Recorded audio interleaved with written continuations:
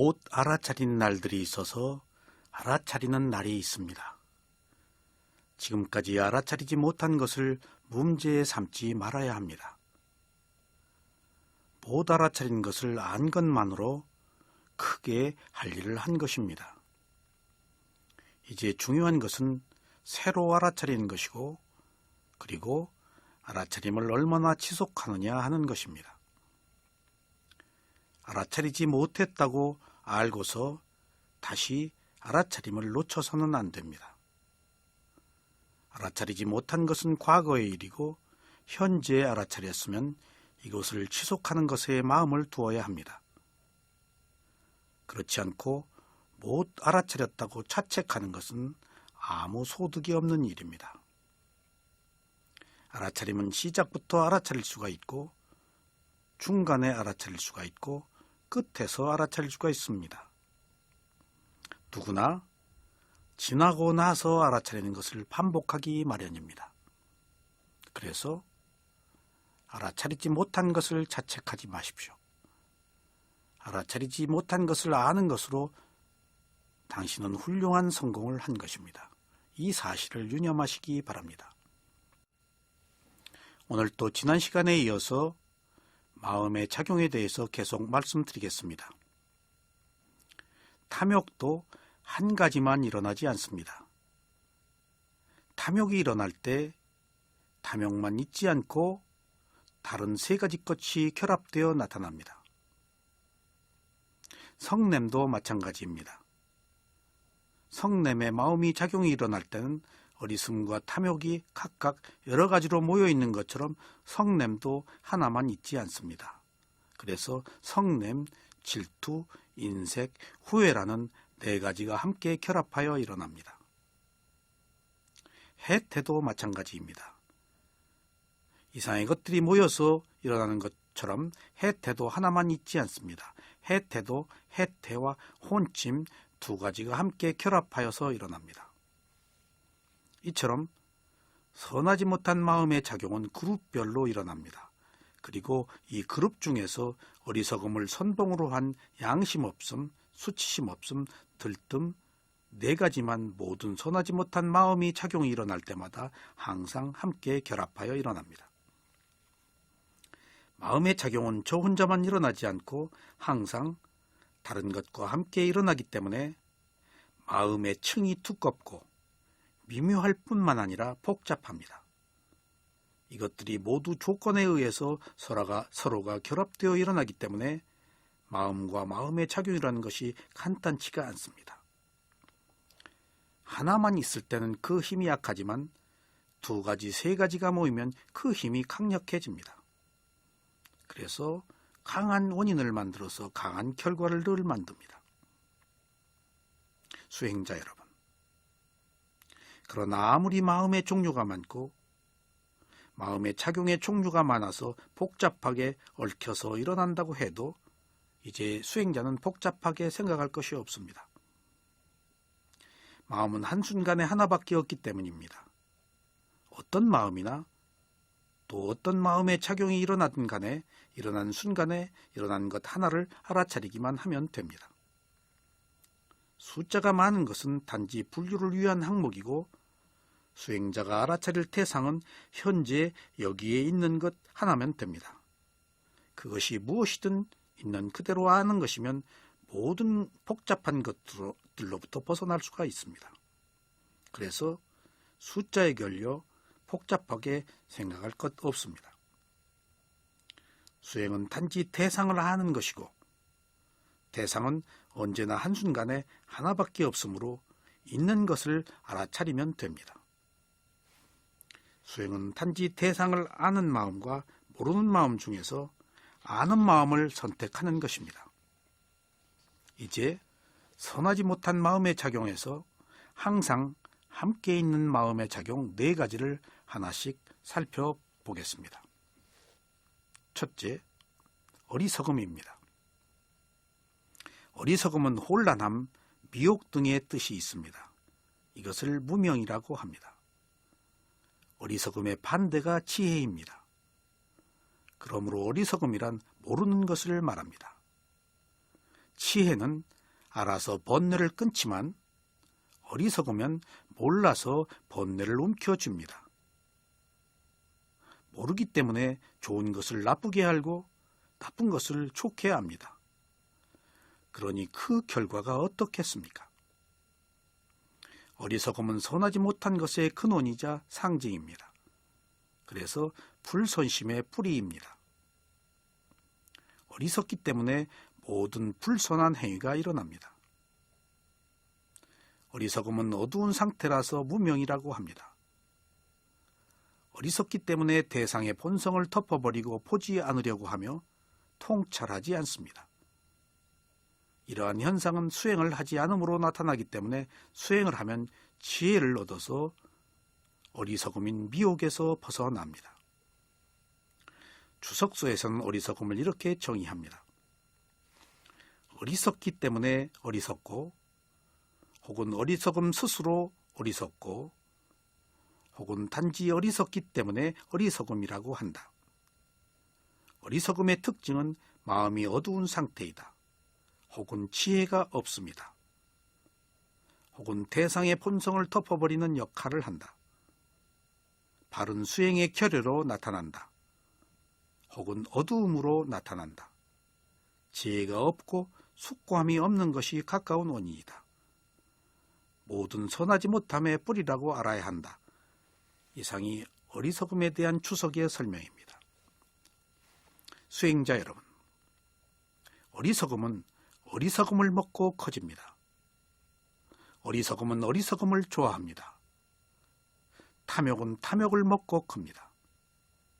성냄은 성냄을 먹고 큽니다. 그러므로 모든 것들이 자가 발전하는 것입니다. 그래서 어리석은 자는 스스로가 어리석은지를 알 수가 없습니다. 그래서 누군가가 자신에 대해서 충고를 해도 그것을 받아들이기가 어렵습니다. 왜냐하면 그런 지혜가 없기 때문입니다. 그래서 어리석지 않기 위해서는 단 하나 수행을 해야 합니다. 그리고 훌륭한 스승을 만나야 합니다. 그리고 좋은 도반을 사귀십시오. 그것이 조금씩 어리석음에서 벗어날 수 있는 길입니다. 다음에는 두 번째로 양심 없음입니다. 양심이 없는 것은 악한 행위를 부끄러워하지 않는 것입니다. 부끄러워하지 않기 때문에 선하지 못한 일을 혐오하지 않고 즐깁니다. 이에 반해 선한 마음을 가진 사람은 선하지 못한 일을 부끄러워합니다. 이것이 양심이 있는가 없는가의 차이입니다. 주석서에서는 양심 없음을 이렇게 정의했습니다. 부끄러워하지 않는다고 해서 양심이 없는 자라고 한다. 양심이 없는 자의 상태를 양심 없음이라고 한다. 양심 없으면 몸으로 짓는 그릇된 행위들에 대하여 혐오하지 않는 특징이 있다. 혹은 부끄러움이 없는 것이 특징이다. 그렇습니다. 어리석으면 양심이 없고 양심이 없다는 사실은 부끄러워하지 않는다는 것입니다. 다음에는 세 번째, 수치심이 없음입니다. 수치심이 없음은 선하지 못한 것을 두려워하지 않는 것입니다. 선하지 못한 일을 두려워하지 않으면 불선한 일을 싫어하지 않고 좋아합니다. 양심이 없고 수치심이 없다는 것은 선하지 못한 것을 혐오하지 않고 두려워하지 않습니다. 그래서 더 불선한 행동을 합니다. 자신과 다른 사람을 존중하지 않기 때문에 이런 행위를 합니다. 주석서에서는 수치심이 없는 것을 이렇게 정의합니다. 두려워하지 않는다고 해서 수치심 없음이라고 한다. 수치심 없음은 그릇된 행위에 대하여 걱정하지 않는 특징이 있다. 혹은 두려워하지 않는 특징이 있다. 그래서 양심이 없는 것은 부끄러움이 없는 것이고 수치심이 없는 것은 두려워하지 않는 것입니다. 그래서 어리석다는 것은 매우 무지하고 용맹합니다. 그래서 무서운 것입니다. 이 세상에 어리석음보다 더 무서운 것이 어디 있겠습니까? 그래서 어리석음과 양심 없음, 수치심 없음이 함께 있다는 사실을 유념하셔야 합니다. 그리고 또 한 가지가 있습니다. 그래서 네 번째 들뜸입니다. 들뜸은 고요하지 못하고 산만한 것입니다. 바람에 출렁거리는 물결처럼, 바람에 펄럭이는 깃발처럼 동요하는 상태입니다. 그래서 대상에 고요하게 마음을 머물게 하지 못합니다. 그래서 마음이 끊임없이 표류합니다. 들뜸은 존재를 색계와 무색계에 붙들어매는 족쇄입니다. 이것을 오상분결이라고 하는데, 색계에 대한 욕망, 무색계에 대한 욕망, 아만, 들뜸, 어리석음이 바로 그것입니다. 이상의 족쇄에서 벗어나기 위해서는 아라한이 되어야 합니다. 그러므로 아라한이 되기 전까지는 이상의 번뇌에서 벗어나기가 어렵습니다.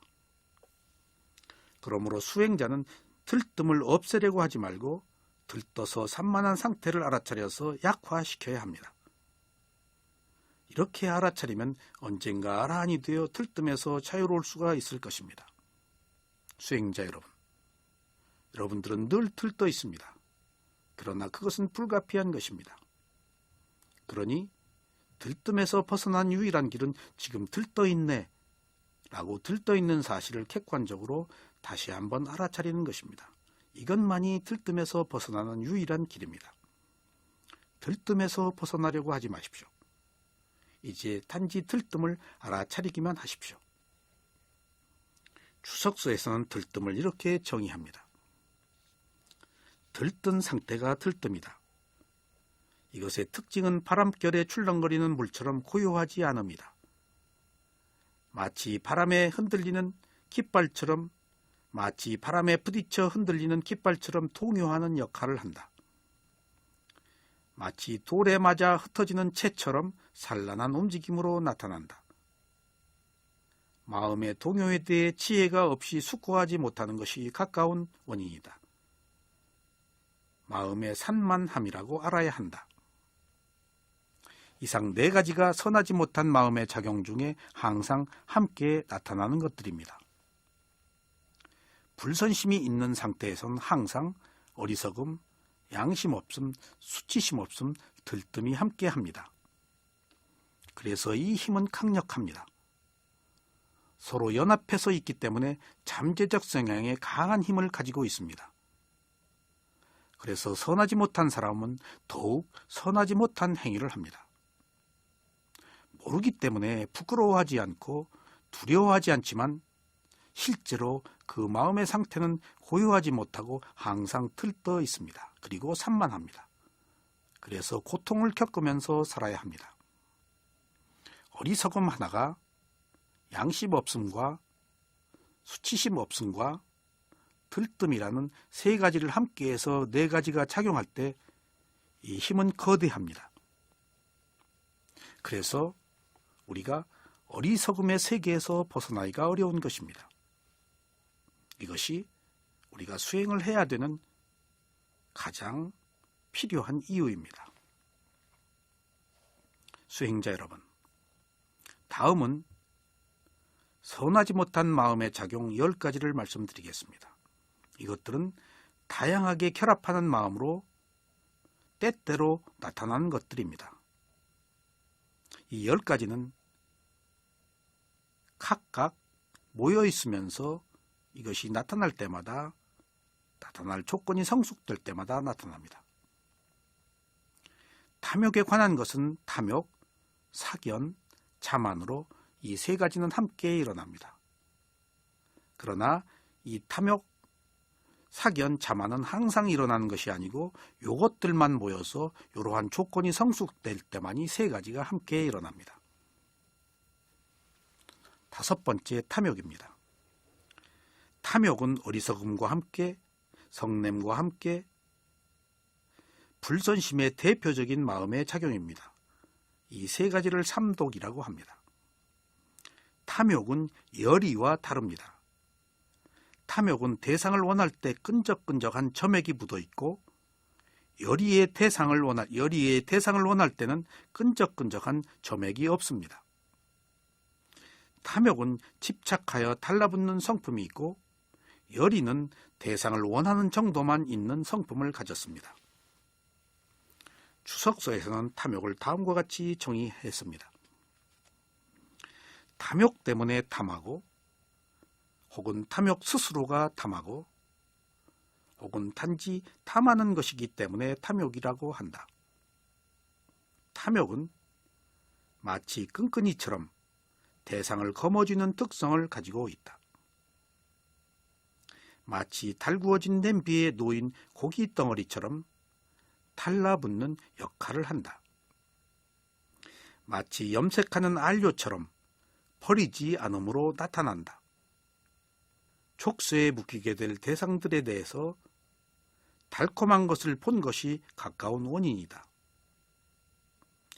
탐욕이 가래의 강물로 늘어나면서 마치 강물의 거센 물살이 큰 바다로 인도하듯이 중생을 잡아서 악처로 인도하는 것을 알아야 한다. 이상이 추석서의 말입니다. 수행자 여러분, 12연기에서 윤회가 계속되는 것이 가래를 일으키는 것입니다. 이 가래가 바라는 마음입니다.